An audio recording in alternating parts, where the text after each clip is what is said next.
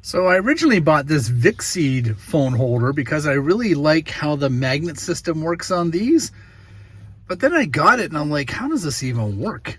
I honestly don't know what to attach it to. Is this for the glass or is this for the dash? When you start mounting them on dashes, they have a texture here, as you can see. And anything, doesn't matter how good the adhesive is, it's going to have trouble adhering to that as far as glues go. Now the Iniu uses a suction cup mount, which works just fine because there's a base already, then the suction cup went on top of it.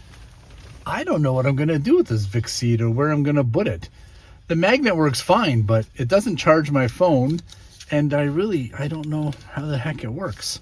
So I'm sorry, Vicseed, but you're going to have to take a back seat.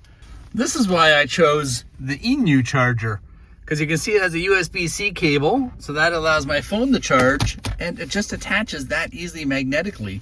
I don't even need to use these side holders here. It just sits there. Nice and easy, just like that. It's nice and accessible to see while I'm driving. Don't have to touch it. Don't have to plug anything in. I can just go. Sorry, Vicseed, you're out. Iniu, you're in. If you're thinking of getting one, this is the one.